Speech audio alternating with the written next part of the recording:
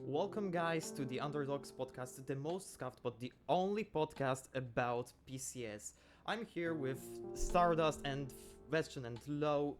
One of them is a VCS content creator, and the other two of them are lovely casters for the English podcast of PCS. So, um, let's just jump right into it. We are going into playoffs very, very soon. They are going to begin at 5th. And, well, let's perhaps begin from the team that isn't going to be there. Hellpix, they have actually managed to win one of their last matches. They are not going with a O in the win department, so... and I think that impressive win too. And I think that they really just leveled up when the group stages come, and especially at last week, just generally like Cheng9 stepping up. Carry, in my opinion, was showing great improvements in the last week especially, and like I think both Abyss and Hotpot are just good junglers that kind of stood out as well in the team. Yeah, and Carry, Hotpot, and Abyss, all of them, I think you can look forward to seeing more of those guys in the future, just because those were their first splits for all of them, and they played pretty well and clearly improved throughout a split, which is pretty impressive through your rookie split. Yeah, sad to see the Hellpigs go, but plenty of good games to come now. That's right, yeah. Godzone, while funny, lacked a little bit in terms of his... Plenty of fun champion picks. Yeah, I mean, just the fiddlesticks, really. But he was very noticeably absent a lot of the time in the games. I mean, a 2k damage Vi game is just clearly unacceptable when you're playing in the PCS, especially when you're going against such stiff competition. The likes of teams, I mean, going toe-to-toe with BLG as PSG Talon, you're in the same league as these guys. You can't really afford to be having such poor showings, and ultimately, I think in that last week, up against Frank, almost taking a win against them, and then getting the 2-0 against Westpoint in their final game to make sure they don't go 0-18 was very impressive by them. And yeah, I'm hoping to see a lot of them again. Cheng9 especially, I think for me, was the standout player. Even in their losses, generally, he found himself with a lot of play, and often the game looked like it could be turned around off a good team fight from him, but it took until the last stage there for them to be able to actually get it across the line. So about Hellpix, I really like how Noli and Cheng9 was there. I think Cheng9 was impressive. And for both of them, they were at West Point last split, right? Yeah. And then they came to Hellpix. They were winless there. They came to Hellpix, and the team didn't go winless from there. That's right. Yeah, that's true, and they took out West Point. Yeah, at the end too, a little bit of revenge. Yeah. I didn't realize that. It was a West Point. It's not even a weak West Point team, right? No, they were looking good. This is the strongest iteration I've seen of West Point, including back when it was the combination of Sem9 and West Point. I think this is by far their strongest roster they've put together, and honestly, it shows. They made it into the playoffs. For a time there, it looked like they were really on a resurgence when Kongyue joined in as their jungler, and unfortunately, they did pick up one series or two series wins after that, even against J-Team, which was quite impressive, and kind of went downhill again from then. But they have a week now to prepare for these playoffs, and ultimately it's not the worst start. I think they're against DFM, if I remember correctly. Yes, and they are definitely not DFM. going to be easy, but... Oh, you guys know what would be fun? We should do an MVP for each team. Oh, yeah. If we go through the PCS team, so we just did Hellpigs. I think I can guess what everyone's MVP is going to be. I've got Cheng9. Yeah, I got Cheng9. Me too. In agreement? Yeah. Any objections? In agreement, yeah. We all know. Yeah, Cheng9, monster split the whole way through too. And importantly, he's not Cheng9 now, he's Cheng1 and 8, because he did get that one series win. Nice. Yeah. Not Cheng09. That's right, Cheng1 and 8. What a beast. And I mean, this was coming from a previous split win in which I think in West Point he was actually performing really badly as well. Yeah, it wasn't great. He would get leads in lane, but he'd be the one to actively throw them. Whereas I think this time he'd get leads in lane, and it was just the parts around the map that were getting absolutely destroyed. And I think honestly, Noli as well, he'd scale to like 4 items nearly every game and get caught in a team fight, and it happened an obscene amount of times, like 10, 11 times would be like a 4-item Corki in your mid lane. You're like, yeah, sweet, take this dragon fight, we could possibly win it. And you get hit by like a Leona rolls or something and just die and kind of ruin their chances. I think Ching9 was by far their anchor, really, the guy that was just holding the ship sturdy a lot of the time, and eventually it was good enough. He had a good enough performance. I mean, 15-1, I think, was the score in his Zeri game in that last series. It's like, that is a monstrous game to have. Yeah, and also very consistent with everyone swapping around him. Yep. Was Cheng9. Who's next in the standings? Should we talk about West Point? West Yeah, Point? West Point's next Point. up. We already started covering them a little bit, right? Like West Point, they are actually going to play against DFM, which is going to be a very tough matchup for them. They have been DFM has been sort of underwhelming in last splits playoffs, but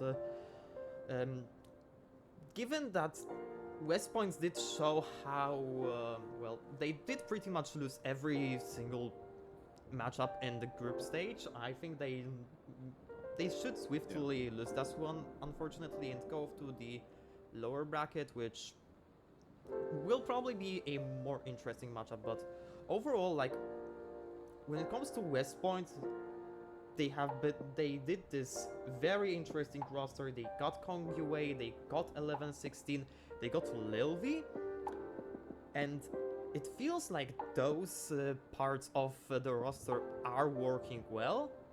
What is not working most oftenly is just Cha, in my opinion. Yeah. Yeah, a bit disjointed from his team. Cha, a lot of the time. There were games where they would play poke comps on West Point, and both Cha and Ryu were on Leona and Malphite, who are engaged champions, but you can also just peel your triple poke comp. But he would just be going in, strange moments, no poke to follow him up, and I think also not just individual players struggling on West Point, I think it's also just an identity issue. Yeah. Never really could get a read for what Kong Yue was gonna play. He kind of just looked good on everything he picked. I think Kong Yue and 1116 were probably the acquisitions of the split in terms of impact for improving a team. Nothing else comes to mind massively right now. Yes, And certainly, pretty Probably much. the best roster moves of any team. Yeah, no, I think Feng for DCG is probably better. Oh yeah, right. Yeah, that's insane. Yeah. But yeah, I think 116 ultimately, he more so than Kong Yue, if West Point were to win games, it was pretty much always off the back of 1116. Kong Yue obviously having great performances, but usually the games they won was him on Sejuani. And it didn't seem like they were really able to get it across the line when he was on like the likes of Nidalee, and you saw that up against Halpigs, right? He was just very invisible. He was playing this Nidalee.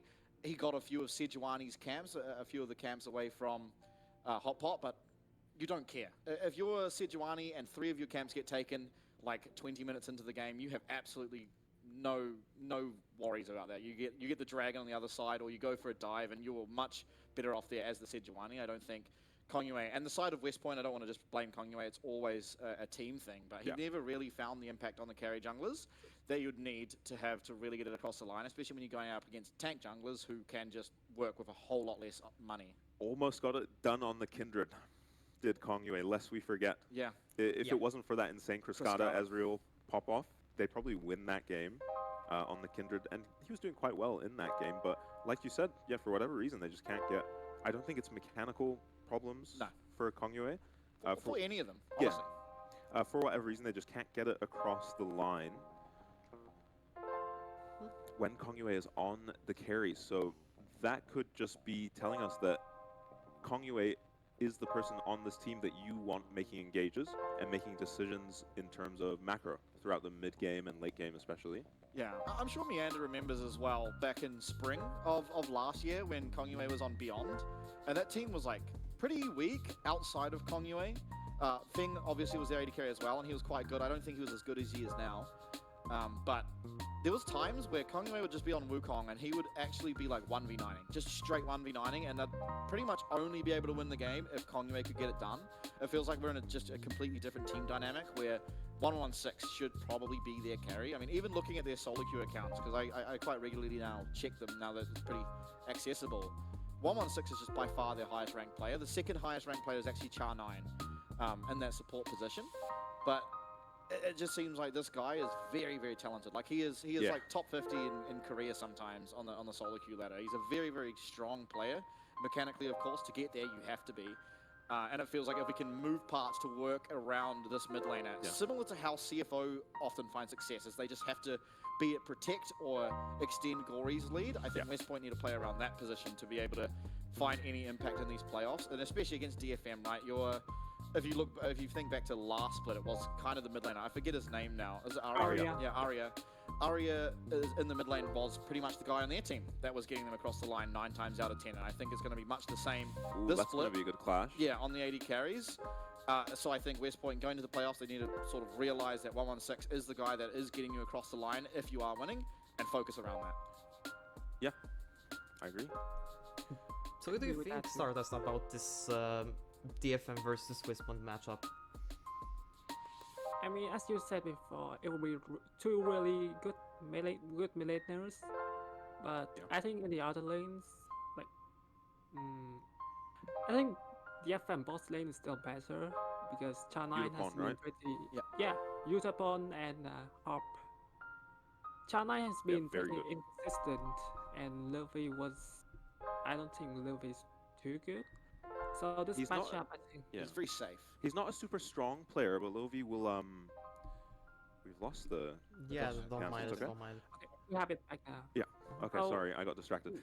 Lovi plays really safe, and not safe in a way where he's hurting his team or sacrificing prio. He kind of just does what he needs to do on his champion. If it's push, it's push. If it's roam, it's roam. If it's just farm up and scale late game, he'll do that. But yeah, if you need someone to carry the game, it's just 1-1-1-6 for this team. Basically, like, Lil V is that kind of a player for me that has been the gatekeeper for the AD carry role for a long time, and when he joined West Point, that hasn't really changed. I think that if you are better than Lil V, then you are pretty much a legit player, and at least in this meta, I would say that most of the AD carries unfortunately just are simply better than Lil V, which just isn't a good thing if you're looking at from West Point's perspective. So what's the jungle matchup? I cannot recall DFM's jungler Steel. off the top of my head right now. It's still, Oh, Steel, Yeah, right? Steel. Yeah, Steel. it's still. Yeah, I remember. He's very experienced and he's played for the FM for many years. Yeah, I remember him losing a few smites last playoffs, which was kind of an Who was stealing? irony. Who's stealing from him? I can't remember. I can't remember. Who were they against? They were against DCG is who they... 665.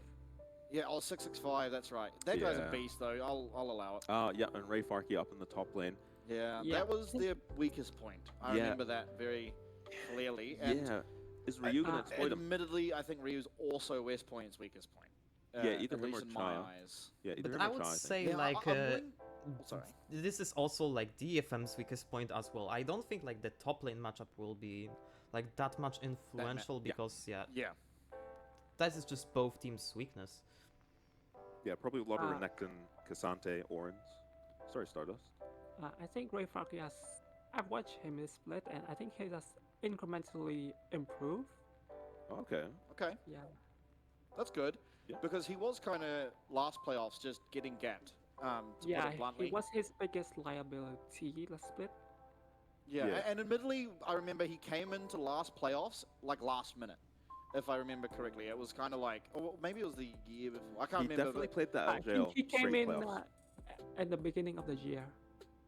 Yeah, and Right. it was kind of like unexpected. Like there was some like drama I remember over the LJL. He came Oh, in and that was last year. oh, that was last year. Okay. Yeah, I'm misremembering my timelines. But I also do remember the sort of narrative coming into last playoffs was that the DFM losing to SoftBank in the playoffs was pretty much Top just diff. Evie Yep. exploiting. And I remember he played a lot of Smolder top, which no one else was really doing at the time. Which I also thought at the time was a really good pick. But then, yeah, he came over. So I'm hoping this time he has a better showing. I think Ryu's a really easy start in terms of our top laners because, like, Yes. after you get through Ryu, what have you got to go through? Lakai, yep, maybe a weaker laner, pretty good at team fighting. After that, it's pretty dire. I mean, you got Taco, Arja, Rest, or Driver, whoever of the two they want to use, and those Yi Jiang, possibly the mechanically insane top laner if it comes to that 1v1. Yeah, any one of those players will just solo win a game through top and have off him. Yeah. Yeah, pretty much.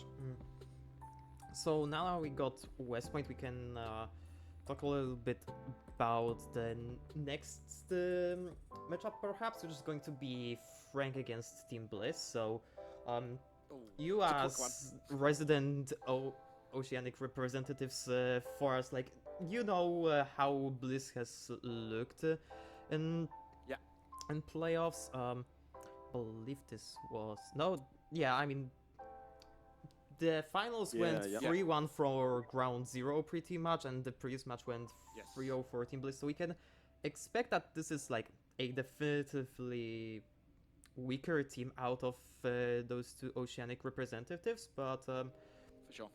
like, tell me the coping, because Frank has been looking rather weak recently, and there is a window for an upset. Yeah, there kind of is, right? There's strength in Team Bliss is generally Hayri in the mid lane.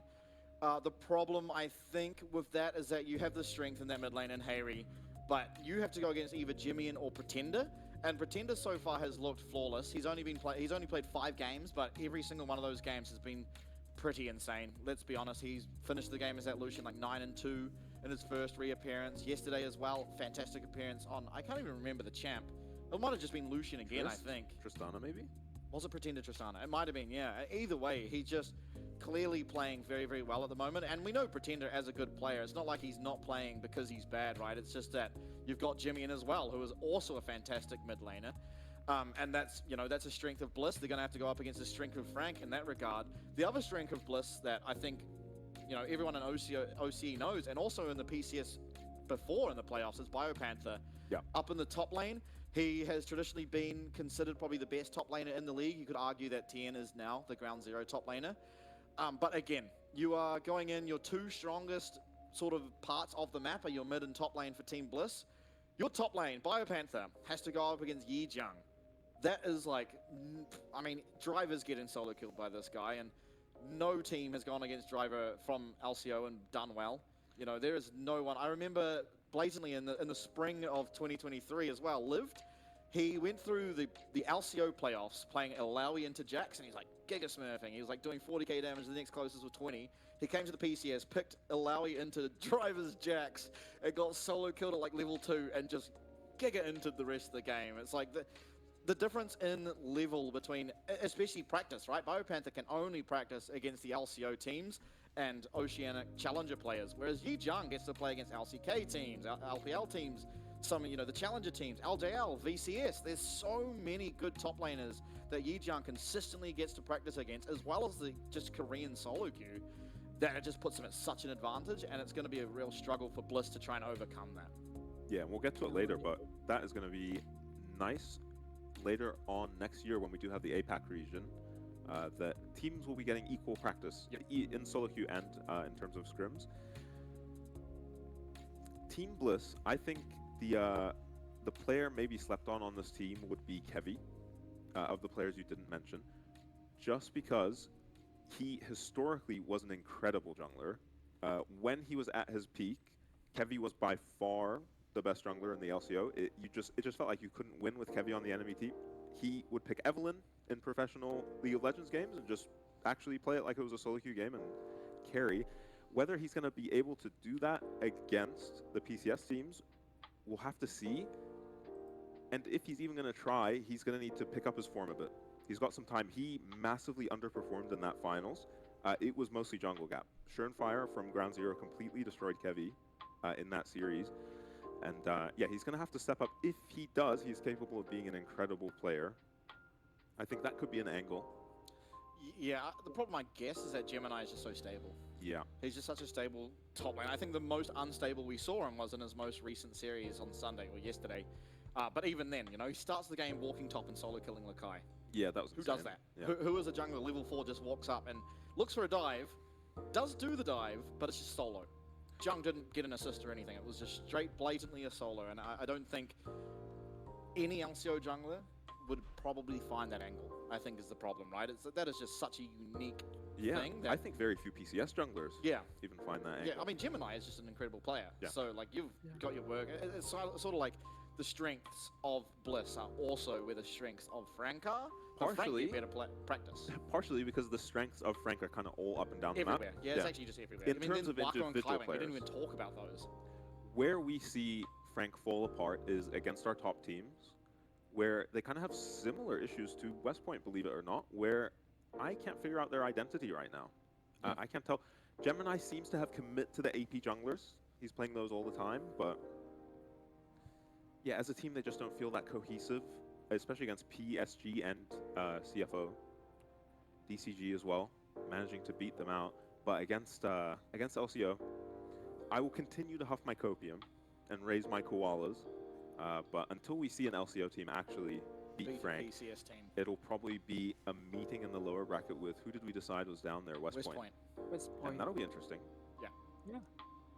And I think for Team Bliss, they need to have the confidence to play it first. You are going up against really, really good players.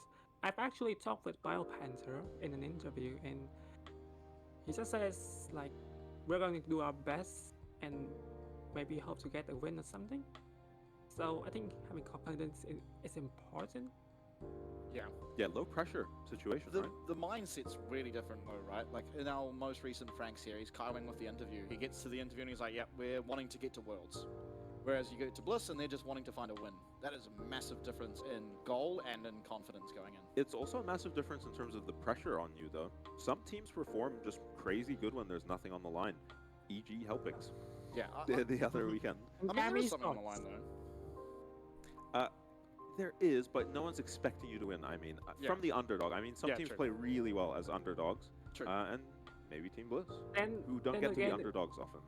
And then Go on. again, if you're Frank, you're expected to win this very easily. So if anything goes wrong, you're gonna get a lot of pressure.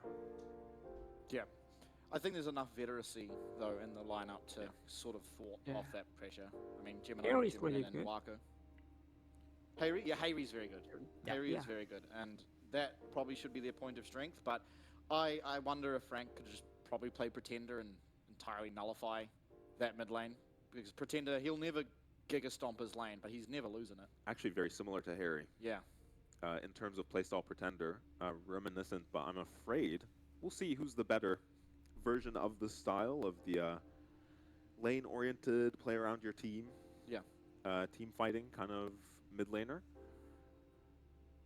Should be interesting. Yeah. Yeah. And I mean, when it comes to like thinking about how the team looks with Jimin or Pretender, like this is something that I always say, but when it comes to Jimin, he is a player that demands way more resources than Pretender does. Selfish, yes, yeah. Yeah, and Pretender, like when Pretender is playing, it actually does allow a little bit of freedom for both Jiang, for Wako, and for Gemini, because he is just simply more willing to roam to the side lanes and help help them out. Just being content with perhaps if being the secondary carry for the most time, but even against these weaker teams, he has shown that he can carry, and as a pretender, perhaps the biggest pretender merchant myself, like I just want to see this player play more games, because I think that Frank has underutilized them for the most of the split and in the past playoffs where he hasn't played a game pretty much. Yeah, I think it's going to come out down to who they're against, because ultimately there are teams that you want to have Jimmy in and someone that's going to dominate or try to dominate his lane, and that can give you a really big advantage. And I think ultimately Jimmy's more likely to exploit mistakes in the lane than Pretender is, right? So if you're against a team that perhaps is like, oh, you know, this mid laner, yeah, obviously they're all going to be decent. They're all here at the PCS playoffs, but if they're not as good as Jimmy, then he's going to punish it a lot. Whereas Pretender's more likely to go against someone worse than him and go even, and then try and find impact in team fights. So there's positive and negatives to both. If you're against a mid laner that you probably think is like, oh, this guy is probably just better than me, and maybe at the moment in terms of current form, you'd see Chris Carter and Maple are looking like the best two mid laners. You'd probably rather have Definitely. Pretender in, because then he's going to get not exploited as much. He's going to be even on farm, come into the team fights even with Maple or Chris Carter, and see how he can go from there.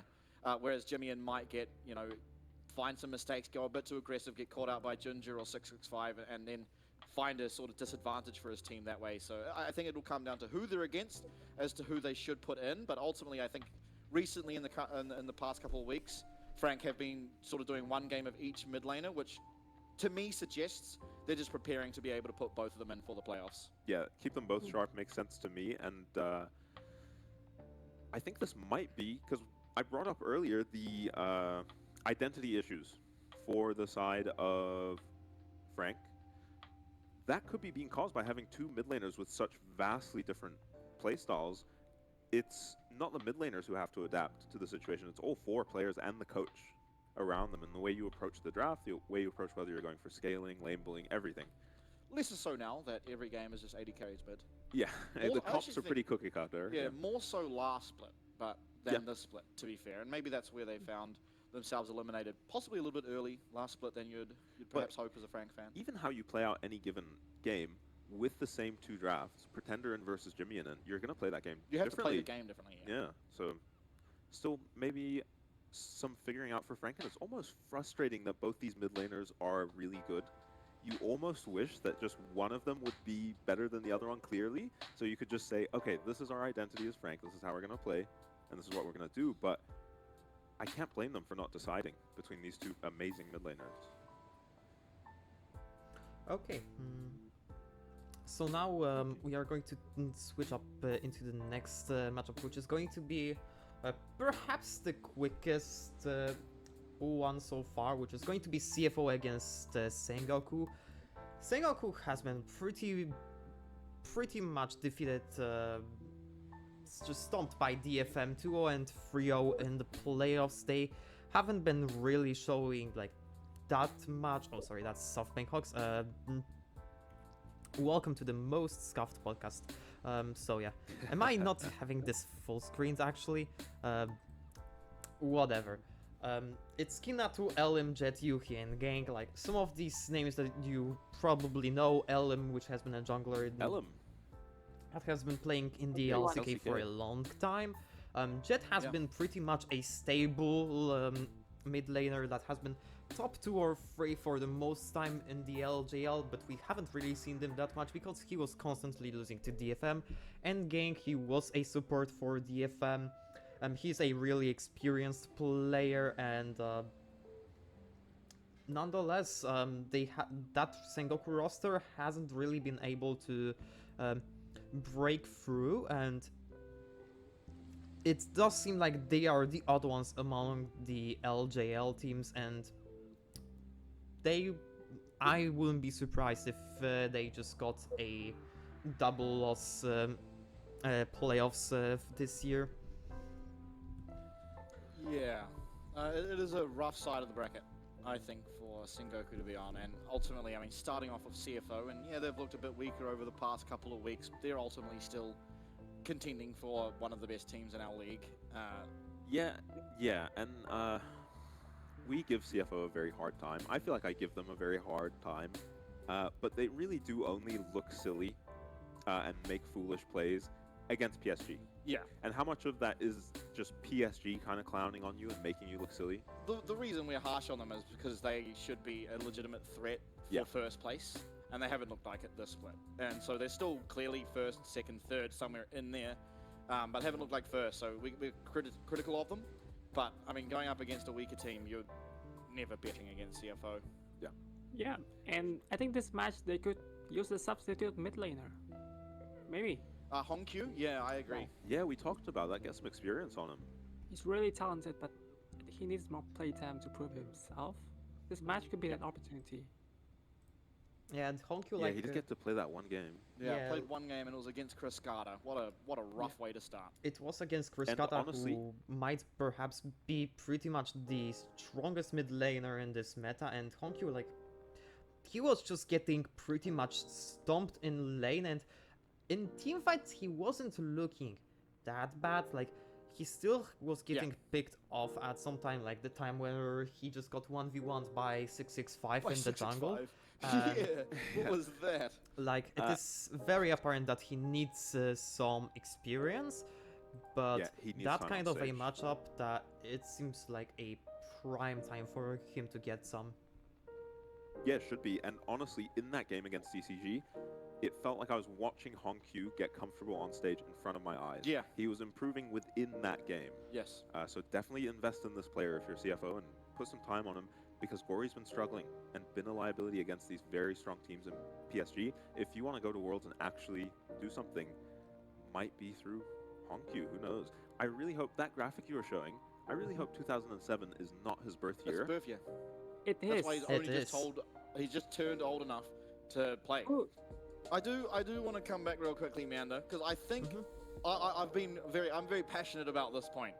Is that I think Chris Carter is the second best mid. I think it's very hard to give it to him over Maple, considering what the first playoffs, not playoffs, second round robin, their first game looked like. I think it's really hard to take it away from Maple as the best mid, but I think Chris Carter by far the most improved and very surprising, but definitely second, and it's not close. I think it's Maple, then Chris Carter, big gap, then Gory. Yeah, I get what Meander is saying though, as in your debut game against Cruzcada is horrible because Most of how impactful aggressively. Yeah, most impactful mid. That's Yes. true. Can go either direction sometimes. But you're against this guy who just plays any ADC he can think of that beats yours in lane, takes barrier, doesn't care about TP, always takes PTA. Draven, Caitlyn, Kalista in one series was crazy. Yeah, That has was Like, the, that has guy the just highest speaks support and jungle everything. proximity. Yeah. Yeah. And 20 this unique meta, champs last split. What a guy. this meta really helps for him a lot.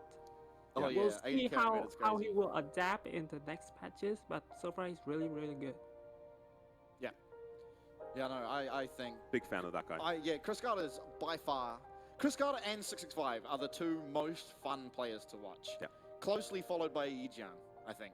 Yeah. Just in terms of individual players, like they will just pull off some absurd play in the middle of a game, and it's like, how does this work? You don't know. You just have to trust them. Yeah, and the most fun you can have watching a League of Legends game honestly feels like DCG when Cruzcada and 665 are playing off of each other and both playing Yeah. well. It is just, impossible. Even PSG really get rolled over Yeah. when that is happening. The Amumu. And diving with the the Yulu combo. Kalista combo.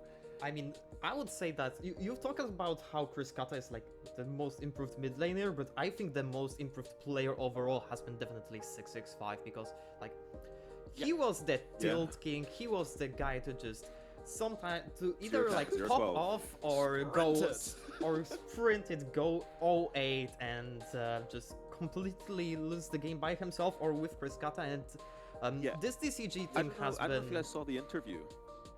Sorry to interrupt you, but just on that point, while you're on it, who was it in that interview who said? I think oh, it was Chris Kata. ADC. It was tied. No, Oh, it was it ADC. It was their tied. ADC who said, "What happened?" He was asked, "What happened?" You were like, He was "Off like to an 8-0. amazing start on Draven, and then you 8-0, just died yeah. 8 times in a row." And he said, "My jungler does it, so it was my turn to do it." That's was pretty good. perfect. Yeah, the best part of 665 last split was he would have a 10 in one of the first two columns of his score. Yeah. And honestly, the result of the games was usually a win anyway, but he would be Vi and he would be 0-10 and win, or he'd be Vi and be 10-0 and win. And it was just insane to watch how different it was, because you knew if he got a kill before he died, it was a 10-0 game, but if he died first, boy oh boy, we were into some sprinting that game. It was Yeah. so fun. Yeah, and that's the tilt you talked about, Meander. Mm-hmm. Just one death would set him off. it was over. And yeah, like in some other interview that Chris Kata did, actually, like he straight off said to Patty that the greatest improvement for DCG so far were communications and 665, pretty much. Like the way that, like the way that That's so he good. just. The way that he's so consistent right now, it has been a game changer for DCG along with the ADC change. Yep. But like, this is pretty much what brought them into the contender group and what has bring them that second place, because Feng and Orca are extremely good themselves. Like I think that Feng was a very underrated for a long time. Orca is another one of those players that is very broad in his champion pool. Like he has been bringing out the Rumble in the previous place. He has been bringing out the mages that haven't really been spotted across other teams apart from like some things that Woody maybe picked off in some of the games, but overall, like, DCG in terms of just their advantages, like, they can just pick absolutely everything and make it work pretty much. I agree. Yeah, and they can lock stuff and it's being flexed between 3 or 4 positions somehow, and any ADC that gets locked in early for that team could go either mid or bot. And that was true even when the meta wasn't ADC mids. Yeah. So, scary team. DCG. We have completely derailed. Well, I Of think course. we're talking about We were We're talking talking about about SG and, CFO, uh, but like, given that we got to talk about DCG, like, given that we got to talk about DCG, like, we may just let Stardust finish that one topic and return to CFO. What are we talking? Like, Oh, do you want to DCG. say Sorry, we something lost you. like additional for DCG, or? Well, yeah, I mean, I told you before, like, CFO, I think they're the better one. And while we're talking about DCG, I think, again, Chris Carter, really good, but we'll have to see how he will adapt to the meta. Next patches, AP jungles and mid lane ADCs are getting big nerfs, so we'll see. If he keep up, then DCG have a good shot for Worlds, but if he can't, it will be much more difficult. Yeah, I pretty agree. much. Like, the Chris Kata is also like kind of thriving here because it is AD carry mid lane meta. Like, he is the guy that lane swapped from ADC, like, has been playing 2 roles for a very long time, and he just thrives right now. Yeah, he survived 1 split playing actual mid laners and then got to play ADCs this split. Yep. Yeah. So swap to mid has been good for Cascada. And even then, he was playing Kaisa anyway, so moving back to CFO, like, Yeah, he one thing was. I wanted to talk about as well is that, like, like most teams in the league, like, CFO is kind of ignoring their top lane most times, and I think it is kind of a shame because Driver just, I think he kind of deserves a little bit more of that agency, because I think he is I agree. one of the stronger points of that roster. Like, you may talk about Karsa, like, I don't think Karsa has been that standout in the league so far. You can talk about Gory, which he is very good in laning, but when it comes to Gory, I am always on the side that he's going to choke in playoffs anyway. Like, that's just my statement straight up, and it has been somewhat consistent across the years. Shun is just... Yeah, consistently inconsistent Yeah. is Gory. Shun has actually flourished under Sword Art, but Sword Art himself is just quintessentially a tank player, which Struggling. is not a problem in this meta particularly, but for example, last playoffs, it has proven problematic when the AD Yeah. carries were still in the role. So if meta changes slightly, like, Sword Art is going to have much trouble again. But Yeah. overall, yeah. I think Sword Art has just been struggling anyway. Yeah, even on the it's- tanks. yeah. I kind of feel like Shun has been playing really, really well, but it's in spite of Sword Art rather than because of Sword Art. Because there's been games where, I mean, the series against PSG, the first time they met, Sword Art went 0, was it like 0-11-0? He had 0 KP throughout the entire series. Yeah, whole That's series. criminal. That is appalling. There's no other way to really put it. Yeah, you need And to then- support people on support. The next series, he went like 1-14 and 15. It's like, that's 2 series against PSG in a row, and this is the team you have to beat.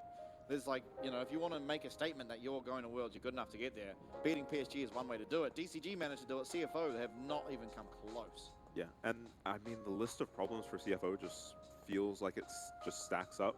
Sometimes Gory just feels like a pressure vacuum. Sometimes you run your jungle, you run a Karsa and Sword Art to the mid lane, you gank for Gory, he kills his lane over and over, and then he just runs away with the game and it's over. Yeah. And sometimes you run them there, and it's just this vacuum of pressure where nothing they do is actually helping him get out of this lane. They don't know what, they can't play around any other lane for whatever reason. They can't try get an advantage top or bot, just keep going to Gory's lane even if it's not working. Yeah, it looks pretty abysmal.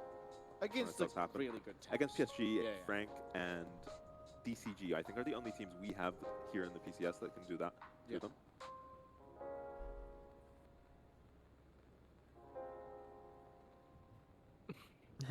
Yeah, I mean, if you have anything to I add, think, I think we Stardust. should. I think. I think you should talk. We should talk about the next matchup, right? Oh, okay. So, Yeah, nothing else to say on CFO. I thought that's a thorough. Yeah, pretty much. I mean, covered it. Shun is the best. Shun is my MVP on CFO by a wide margin. I'm inclined to agree. Yeah, I think Shun has been the most impressive. Me too. And he has been let down, I think, ultimately, by his team. He, even in the games against PSG, he's pretty much the only one doing anything. Honestly, just anything whatsoever. And unfortunately, it's not enough. Yeah. Okay, so the last matchup for stage 1 is going to be Ground Zero versus J Team, which probably is going to be the most interesting out of these first matchups that we are going to see. Ground Zero in general, like they won LCO pretty convincingly.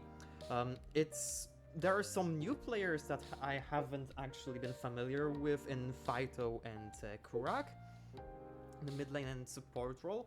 I'm interested in what you can tell me about those players, but in general, like talking about J Team, it does seem like they just have those same problems over and over, in that they just simply do not really have the firepower to really contend, and changing Enso for Yursan didn't really change it either.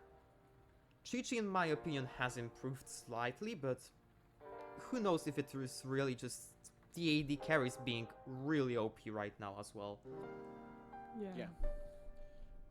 I think for J-Team, certainly, I mean, the addition of Yursan, the only real comparison we can have between him and Enso is their series against West Point, right? First series against West Point, they lost, and that was with Enso. Second series against West Point, they won, and that was with Yursan. And it was pretty much one-off bot lane, almost entirely. It was Chi-Chi and Yursan. Yursan notably on the Rel. I remember him having some fantastic engages, and Chi-Chi, I believe in that series, was mainly just playing the Zeri. I don't remember if he played anything else, but I do remember there was a big switch up. They were able to just cleanly 2-0 West Point after getting 2-0'd by them originally. And I think that is a promising sign. It means that they did secure themselves in that 5th position instead of 6th, which unfortunately has led to them getting a pretty hard opponent anyway. Obviously, it was West Point who got DFM and J-Team who got Ground Zero. I think Ground Zero is probably the easier of the two. Just looking back at the historical PCS splits, it does seem like the LCO is just not quite as strong as the LJL. Now, Ground Zero, it's hard to fully gauge their power because they did only drop a singular game in the LCO. And, you know, they could be very, very strong. They could be able to now compete with some of these LJL and PCS teams. Was that the only game they dropped? It was the only game they dropped all in the split. finals? Yeah, the only game they dropped. Wow. And so they are just looking very, very strong, but they're also only playing domestically. So it's, you know, it's the same as, I believe it was 2019, 2020 Chiefs roster. They went to Worlds, they had... Sorry? 2022 too. They were very dominating. They only lost one game in the finals, and then they got absolutely trashed at Worlds. 0-5.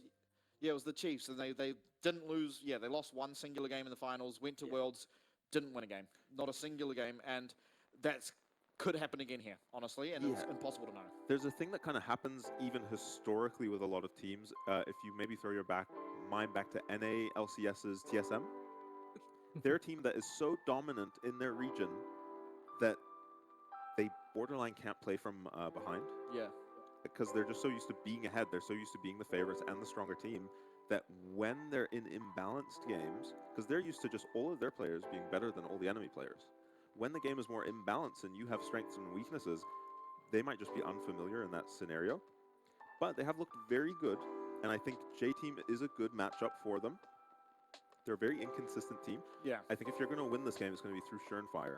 Yeah, I was going to say the same. I think Surenfire probably... I mean, that is just how they win. That is how they win in the LCO as well. It's jungle gap.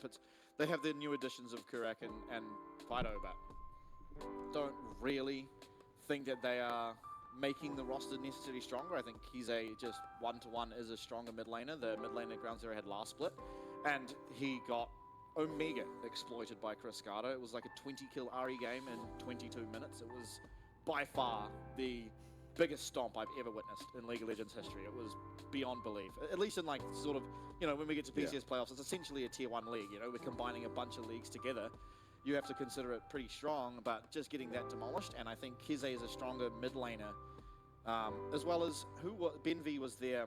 He's now their coach, and he was their support last split, seemingly doing a pretty decent job in the coaching position. But I mean, if there was a game that the LCO, were going to beat the PCS, it has to be this one. It's their last opportunity. In reality, this is the last split until we just go into that big APAC region. And if there were a game to do it, it just pretty much has to be this. Maybe you could argue on the other side if it's Bliss West Point in the lower bracket. There's an argument to be made there. But at least for not going down to a loser's bracket, Ground Zero, I mean, I might even have them as favorites, perhaps, against J-Team. But I'm not sure if I'm willing to go that far. Because, again, J-Team do just get better practice. Yeah, J-Team just play against a higher caliber of opponent, right? Yeah. That I agree to. We should look at Tian too. I think he really improved, and when I talked to him, he said that we will get to see a different version of him. So we'll have to put his trust in. He's really, really confident. He wants to advance against DCG. Huh. Yeah. Well, he has to make very, it to the second phase.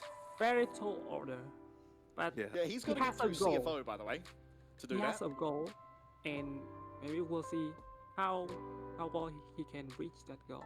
So Yeah. Confident is a Ground good way to Zero. describe him. He picked Lee, Yeah, he did pick Lee Sin last playoffs. top lane. and Ground Zero, I think, had 15% chance of winning. Like, it's not zero, and if Against it's, J-Team? yeah, no, Really? sorry, You think it's that low? 25. Actually, it's 25? 25. Yeah, like it's a chance of winning the match. Mhm. Yeah, they're in it with a chance, right? Yeah. Yeah. I Yeah. think ultimately they should probably try and win through top lane. I don't. Yeah, I agree with Lemus, that. Lemus Lakai's is just- struggling. Yeah, Lakai, that's what I mean. He's probably the most exploitable lane. I don't think you're going to exploit Chi-Chi. The strongest part of Chi-Chi's game is his laning. Yeah. He's not all that good at team fighting. I mean, honestly, sometimes just throwing an entire game from mispositioning. Yeah, he's got But- the worst quality in an ADC, right? Where you'll just grief randomly at 40 minutes. Yeah. You'll just lose your mind. Yeah, whereas his laning is always very solid. Even up against, Betty and Woody, he does completely fine in his lane, but it comes to the team fights where he lacks.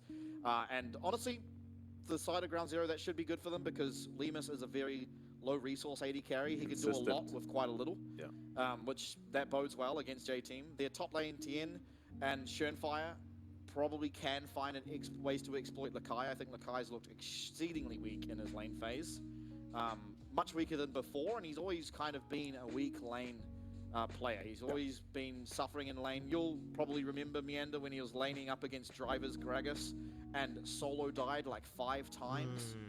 He's always been exploitable in lane, and I think that's probably where Schönfire should look. And with Benvi there, he's already seen this team before. He's been to the PCS. He probably should be able to identify that weakness in J-Team.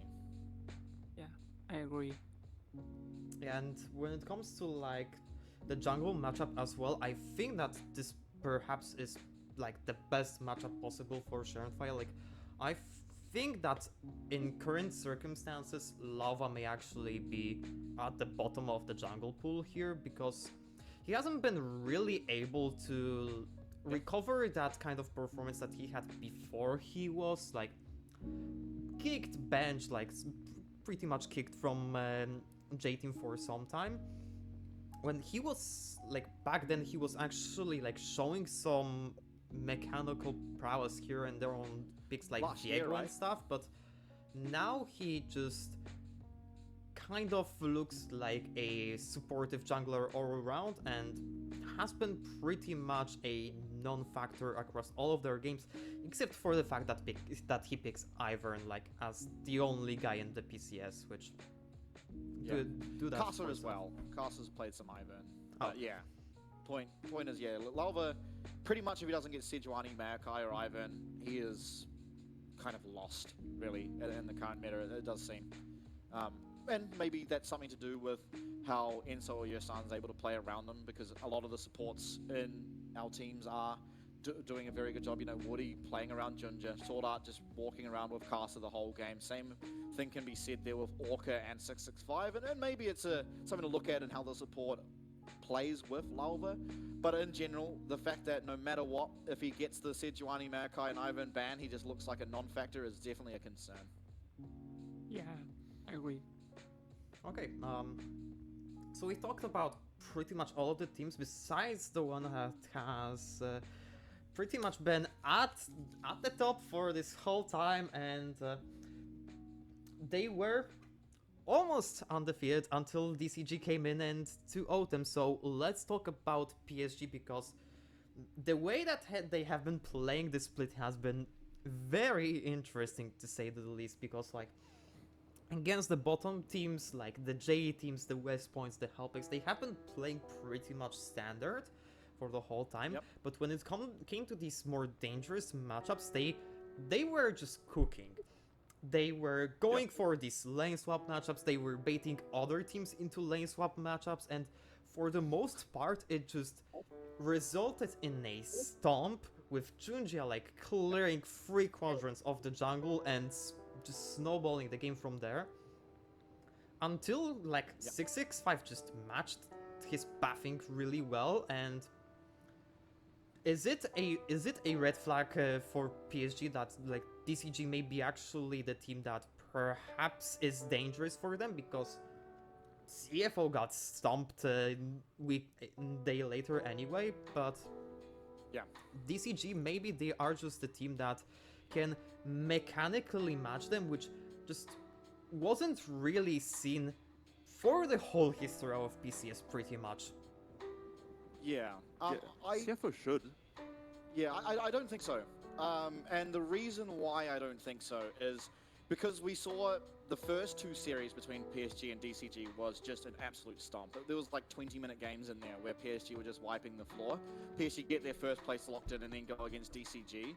And if you remember game 2, there was just some absolute shenanigans. It was the lane swap game where 665 did the exact same thing as Junja, started the same camp, the Wolf camp, and then going over diagonally jungling, which is what Junja constantly does when going for those lane swaps. But it wasn't even really that was affected. It was the fact that Betty and Woody, level 1 Leona Zeri, tried to stop 665 on Nidalee. And I believe they had a Nautilus as well, if I remember, or Rel. No, they had a Rel. They tried to 2v3 at the Krug camp, level 1 Azeri Leona, and then just got dove 3 times on repeat. And I think that is something they wouldn't do if not for having first place locked in. As well as after that happened, Junja changed up his jungle path because they lane swapped again on CFO the very next day. And what Junjia did was just he started his wolves first, realized he was going to get invaded on his raptors, so he started his wolves, went to raptors level 2, and then still got both camps and got a massive lead again. So he's already identified that people have worked out what he does, and he's changed it up, and it looks even better. And I think you can sort of give a little slack to PSG for losing that series against DCG, because once again, they'd locked in first. There's absolutely nothing on the line for them. As well as, you know, it's pretty good to be able to hide some stuff. Junja only played Lilia that entire series, didn't care to pick a tank, didn't care to do anything, just locked in Lilia 3 games in a row, and I don't think that's something, and if you look historically for PSG, it's very rare to see Junja just playing the same champion on repeat. So I think it's a little bit of, yeah, DCG, very, very good. They're probably the only team that would be able to capitalize on PSG, but I'd also think it's something that PSG weren't really going in as try-hard as they perhaps were before getting first place locked in. Yeah, maybe just getting reps in on Lilia. Yeah. Honestly, it was Junji. It didn't look like he needed them. No. Was kind of the only person performing on his team again in that DCG series. I wouldn't worry too much about PSG either. Even though it feels like, I understand what you're saying, Meander, when you say that they're playing standard against the weaker teams and then pulling out what feels like tricks or maybe cheese against Usually the top lane. teams. Definitely. But this is just how League of Legends is played now at the highest level. I mean, SKT have just been doing it for so long where they will just egregiously pick Vayne top counter picks, Tristanas into Twisted Fates, and just break a game open, make the game confusing, and they are just better than their opponents, more coordinated, more skilled, and just win that way. Yeah. It In the also chaos. seems like Arj is the only top laner that's able to play against Twisted Fate. Yeah. Every other top laner kind of fell over. Lakai, you can say, you know, he had a 7-0 Camille game, he was against the 0-3 TF and still losing that lane. So, I mean, RJ picks up the Lucian and just dominates, just completely destroys that swap was Taco of good. all people, which was in game 1 of that series. It was just, yeah, I think ultimately they do a bit of cooking, but the cooking is very justified when they do it. I will add, Aja has not looked horrible into Twisted Fates. He's done well into Twisted Fates, but he hasn't had to play against Aja on Twisted Fate. That is true. He never can. That's And I mean, true. Driver Everyone hasn't else really has to play been. against Aja on Twisted Fate. That is true. Yeah, like Driver hasn't been playing Twisted Fate that oftenly either. So Yeah, he played one game, right, and got Taco's Nessus against it. I don't remember him playing a single other game with Twisted Fate. That was the only game I think Driver played TF. They won. They did win, but that was so funny when Taco just pulls out Nessus counterpick. yeah. Yeah. I love Yeah. DCG, man. They're actually just the team most willing to be like, you know what does TF do? Auto attack. What does Nessus do? Slows auto attacks. We'll pick it. GG. And we can't help ourselves but talk about DCG. Hey? Yeah, sorry. We Yeah. actually can't help You ourselves. guys both have to admit they are just the most fun team. You know, there's so much to talk about with Yeah, those guys. you can probably Yeah. guess our favorite team. Yeah, me too. True. to watch. I don't really have a necessary favorite, but they're the most fun for me to watch. Okay. So And many different players are improving too. So they are the team that, if they make it to APAC next year, maybe our teams will have to pay a close attention to them. One thing I wonder is who would everyone here have as their... me and Low will go last because we've sort of publicly stated it before. But who here would have... Who here has an opinion on the MVP on PSG? Who would you guys put as the best performing player on that roster? Because honestly, there's 5 correct answers. Yeah. So It's personal preference. It's a matter of opinion, Yeah. really. I mean, in my personal opinion, like, it's, for me, it will not even be about, like, who is, like, the best player, like, period, but in my opinion, like, Junjia, for the most part, has been just gapping everyone in the league, and This is that's true. why I think that he would be my MVP for PSG, because, like, internationally, like, Yeah. it's a whole another thing, like, then you can think about, like, Maple or even Betty for, like, the games against BLG, but in the BLG league, Betty was a different Yeah. beast.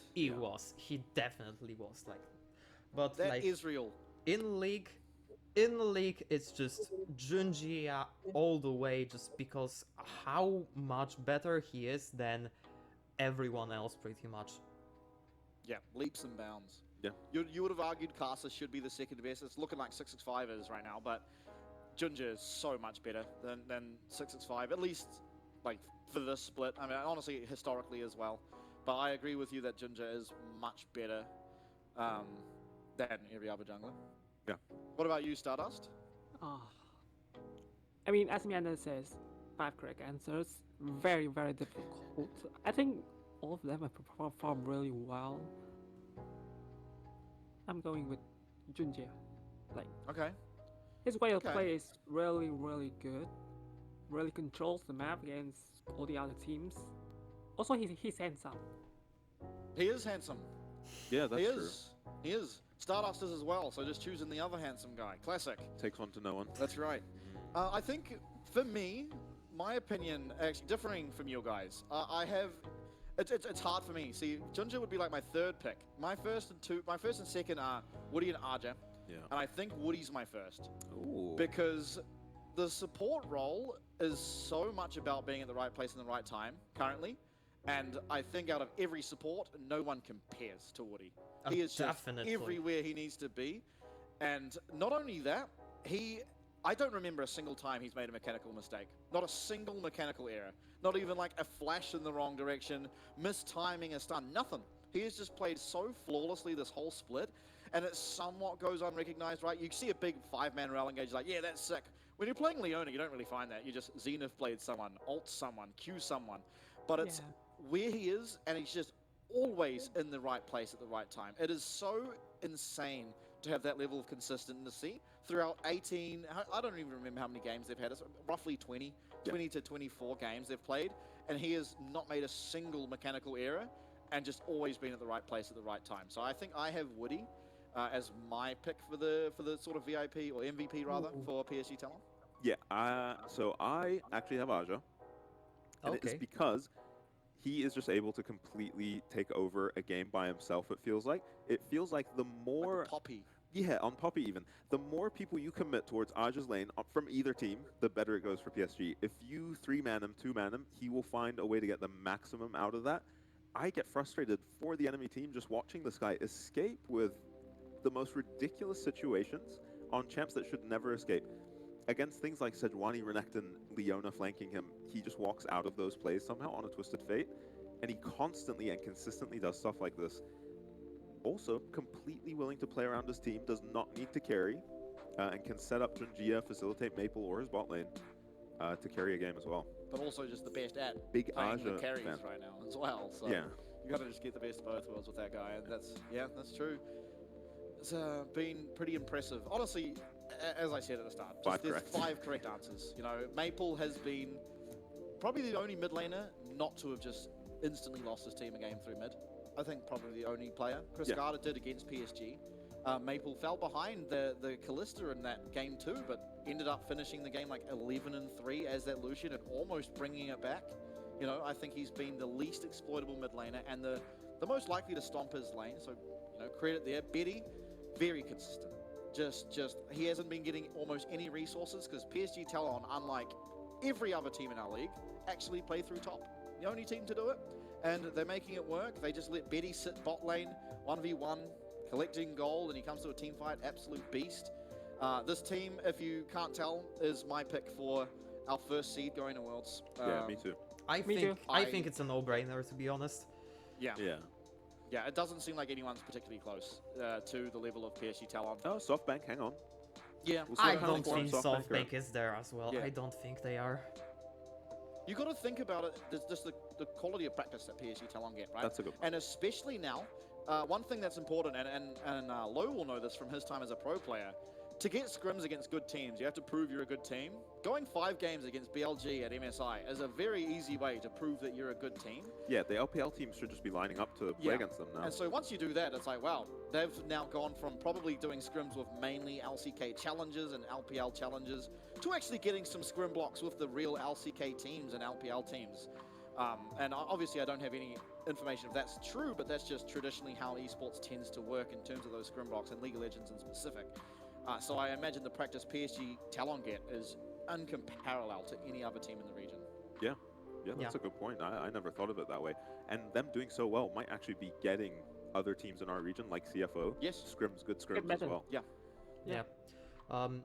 One thing that I wanted to add to the Woody conversation myself is it is one thing that I will always talk about him, which is Woody has the quality of knowing when not to go in terms of just there is a good spot to engage him in isolation, but the overall situation of the team you can land a free-man stun onto someone, but you get no follow-up from that. And Woody is one of the little players in the league, perhaps the only one that does it consistently. Yeah, maybe the only. That just Kaiwing? sees that he cannot he's engage. Kaiwing is the main, Perpetrator. he is the main He is most perpetrator likely of to his do it. rule. Yeah. The one He is engage most I likely to go remember in from randomly. the one engage that I remember from him from I think it was last year, was I think the tiebreaker against CFO, where he pretty much just engaged 4v5 while Eminem was life stealing from Raptors. So yeah, I remember this. Yeah. Communication issues, probably, is what that is. perhaps It's probably not communication, it's just Kaiwing having no go back button. That guy loves engaging. He sees a 4-man rel ulti, Yeah, and he's going. neuron activation, That's right. push button, time to go. Yeah. Yeah. No, I think the award for most likely to live on 1 HP after an engage is Woody. Yeah. The amount of times that guy escapes on 1 HP, goes back, heals with Warmogs. Time for another fight, fellas. Yeah. Yeah, very impressive. Yeah. And Woody kind of just feels perfect. Yeah. okay. Yeah, especially Meander, you'll agree with this, I think. Woody's best champs aren't even his engaged champs. His No. best champs are his mage champs. No, Yeah, I if he gets his 100% hands on agree. Lux, that is when he looks best. But he is playing the Engage champs better than anyone else. Like- Not even close. He was the Heimer main for PCS back when that champion was OP. Yeah. Yeah. Oh yeah, Back when Heimer support Heimer was a support. thing. I forgot about that guy. Ash Heimer. Classic. But yeah, no, Woody is a fantastic mage player. That is like where he found his first successes, where he became one got of the his footing. dominant supports, and now he is just the best engaged support as well. Even last year, when it was like Zeri, Lulu, and Lucian Nami every game, he looked like one of the best at the enchanters as well. I mean, this guy can just do everything. Pretty much. So, Yeah. we've got all the teams covered. The only thing I wanted to talk about would be the teams that are going into the 2024 format, because we already know 2025? somewhat how like the distribution of seats will look at. Like, we will have 4 partner teams, we will have 2 guest teams that are going to be invited. Like, I'm not 100% sure what this will mean, but I think the most important ones will be like the partner teams, because those seem somewhat obvious, and the guest teams Yeah. from PCS and VCS playoffs, because those are the ones that we can actually speculate about.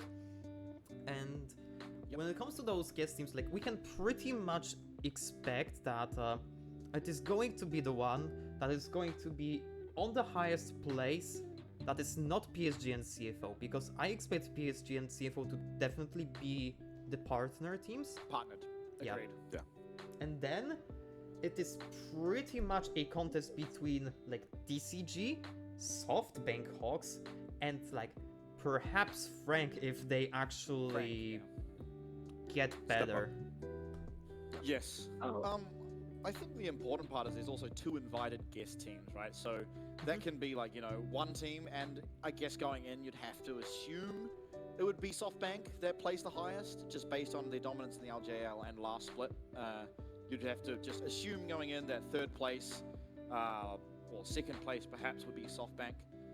And that should mean that that'd be the invited team. But yeah, I think DCG, Frank in the conversation. But then there's the 2 guest teams, right? Where I assume it's just Riot or Carry, whoever inviting them. And Yeah. those should be spots that the likes of DCG or Frank get, if not, or SoftBank, depending on who gets that invite spot. Okay. So if we look at the VCS, there are actually a few contenders. I think GAM they have applied for the partnership. They publicly Okay. said they have applied, and Team Flash has also applied, but I don't think they will make it. But besides GAM, there are 3 other teams I want to talk. We have Team Secret. They're really good so far, and they're also a really big esports name in the world. Yeah, We massive have Dota team. Vikings.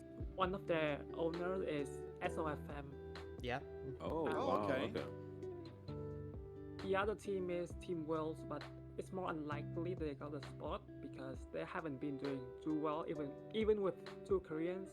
They have a few new sponsors like Volkswagen, but they kind of fell a little bit lower compared to the other teams. Okay, like that is actually kind of surprising for me, because like I thought that like Cerberus would be also like up there in those teams that you would mention, but Cerberus not really good at League of Legends these days. They don't really play much on their league team. They don't really play much on their league team compared to like the PUBG team, which is super good. Okay. yeah, like I remember from like vaguely like skimming through the matches in League P, like Cerberus was the team that like got the Korean imports like as one of the rare teams in the league that were doing so, and they were sometimes good, but if you, I actually don't have the regular season on can myself show you. right now, but like I remember tell you. it being pretty much like GAM, Vikings, and Team Secret being at top 3, and then it was just like teams with 2 wins. So Right. it seems like Top when heavy. it comes to the teams that qualify, like I would expect GAM to be there, like as the invited team. A partner. Yeah, a partner. partner. I would have thought that'd be a partner team. Yeah, I would say that they would be a partner as well. And Yeah. then it's pretty much between Vikings and Team Secret, it seems. Secret, they The have VCS invite for the yeah. From the playoff spots, 'cause- or maybe the invite as well. I'm assuming we're probably all in agreement that the 4 partnered teams are likely to be PSG, CFO, DFM, GAM. and GAM, right? Yeah. That would be sort of where everyone agrees on. Yep. And then obviously we can only speculate about the invite from the PCS and the VCS. I assume that just likely comes down to playoff performance. So you guys touching there on the VCS, and obviously we've already touched on where we think who will be the PCS representative. And then the interesting one I find is like the invite team. I think that's the one that there's 2 angles, guest right? You team. could go for a fun angle where you invite a team like Halpigs, where they have just a blatant sort of way to get content into the league and viewership, or you can make it more competitive because ultimately there's going to be relegations. So you could open up the first league for more viewership, have people like Godtone, not necessarily playing, but just the Halpigs under his organization, and possibly, I forgot the team name you said, but SoFM's team as well. Something Vikings. that gets eyes, Vikings, get some eyes on the league initially, and maybe they're not going to be the strongest team, but there's a relegation for that. That feeds, the VCS, the LCO, the LJL, and the PCS all feed into at the end of the split. So there's obviously, I think, different ways to approach that invite slot where you could just go 2 next best teams from PCS, VCS, or fun teams that Ground get zero eyes on the bliss. league. I believe Oh, that. see ground zero. I believe that They put that out there. Chizin was Chizin X, like on Twitter, he was actually telling that when it comes to the guest teams, like they were more approaching the side that they wanted to actually get the more competitive teams on those slots, as far as I remember. So I doubt it would be That makes Helpix, like given their budget, because like it is pretty much Godstone's org, and his streaming Yeah. revenue is pretty much what is the budget of the team. So I doubt that he will He does have. have some sponsors now. Oh, I A mean, few sponsors. I'm not that knowledgeable about that kind of stuff, I guess, Yeah. but yeah. Unless he would actually go for a good roster with the like revenue share from Riot that the 8 teams will get, True, yeah. That's a I good don't point, actually. expect them Yeah. to like appear. Yeah. Yeah. I mean, there's going to be so many amazing free agents, right? Like a bunch of these teams, Oh, yeah. they're all going to be disbanded essentially. I believe like a it's bunch of them. 29 teams becoming 8. Yeah, exactly. And so there's going to be so many free agents. Like I mean, you even look at I mean, like like, 1116 might be without a team. I mean, Mission is without a team. Like, Yeah, Atlan I is can't without believe a that. That is team. so Like, criminal. there are those many two good especially. players that are in the free agency pool right now. Like, I don't know what their status is. Like, I've heard some whack things about Mission and Kongwei in the offseason. Like, Kongwei actually got to West Point in the end, but like, Mission was supposed to even like have tryouts for VCS, as far as I reckon. Like, I don't Ooh. know how reliable was that rumor, to be honest. I haven't heard that. Mission is a I haven't beast. heard that. Like, That was that Shop's may be favorite player. that was not a reliable source that I heard that from. But that was something I heard about, and well, like, if you actually think about it, like, even now the free agency pool, like, if you are willing to actually contact the players, like, it is still stacked. So who knows where Yeah, I it mean, will- there's you already have like the 3 pieces you mentioned, Atlan and Mission. There's Husha, who is without a team currently. That's he's in another CFO fantastic- Academy actually, but like point given. Yeah, but If- he deserves to be in the PCS. He should not be an academy player. If you just look at what happened in the PCS this split, we lost 1 team, middle of the pack team beyond. Yeah. And that just had insane ramifications for the entire league. DCG were able to pick up an ADC that suddenly made them the 2nd best team in the league. West Point were able to pick up a bunch of improvements, and it just 1 team The disbanding. driver in CFL too. Yeah, and driver on CFO. 1 team disbanding had massive ramifications on the league. This APAC region is going to be insane Yeah. in terms of talent. Like there's also what was his name? Stay true on You'll Beyond. remember Gaming. Meander. Stay Oh yeah, true. I mean stay true. I was actually thinking of it was West Point support last year and Oh. Beyond's in Keris, split Keris. 2. Kiris, yeah, Keris? Kiris. He's without a team. That guy I, is an absolute he beast. actually, Keris actually retired. Oh, did he? He did. Oh, that guy was very good though. He's Very, one very of the talented player. little players that have officially retired. Like, we Okay. don't know what is unified status, we don't know what's Atlan status, but like, Karis is actually the one who has officially retired. Right. Yeah. Well, I mean, even though, yeah, stay true. That's another player that deserves to be in the PCS.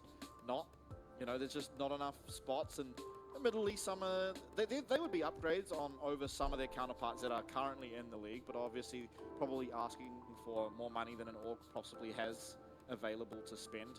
Only speculation there, but there's once this happens, so many players that are going to be without a tier 1 home that probably just deserve to be there, which is going to be sort of rough. I'm going to lose a bunch of my favorite players to watch perhaps, and hopefully a lot of them do stick around, but yeah, we'll have to see, I suppose. Yeah, Yeah, like, the bonus is that we're going to see an insane level of competition, right?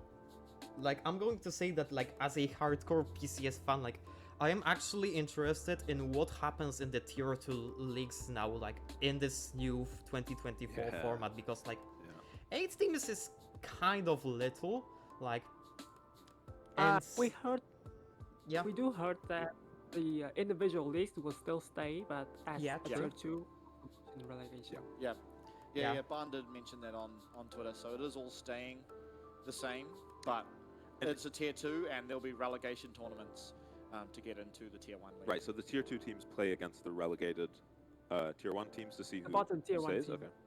Yeah, okay. Bottom two, yeah. Not the partner teams, though. The partner teams, I believe, they cannot be relegated. Cool. yeah, Yeah, that the that 4 would invite slots can make be. sense. That was the point. Yeah. They will Yeah, the sign 4 a invited teams multi-year can be deal. relegated. Okay. Yeah. So yeah, that was all for this episode. I think if you have any topic that you would like to talk about, like, feel free to do so feel free to do so right now. But Yeah. There's not much more topic on the PCS, but I do want to thank you for your unwavering support, Meander. It's always Yeah. It's always good to finish our cast and go to the break, go back and see you active in the chat, Yeah. talking about the teams you're passionate about. You've always got an opinion on one of the teams playing, and it's always funny to see what that opinion is. And obviously, Stardust, thanks for all the help and Thank letting you. us know information on the VCS, because again, it's on pretty much the same time as the PCS. It's very hard to keep track of all these regions happening at once. So, thank you so much for putting this on, inviting us, and Yeah. and for supporting us. Yeah, thank you Um, very much, guys. Yeah, through the entire split, through the entire year and whatnot. We're all fighting for more eyes on the PCS, tell the stories of the players. It's a bloody good region. There's so many fantastic players, and they deserve to really be seen more than they currently are. And, myself and Low, we're trying to do that, and I know you are as well. So, yeah, once again, thank you very much.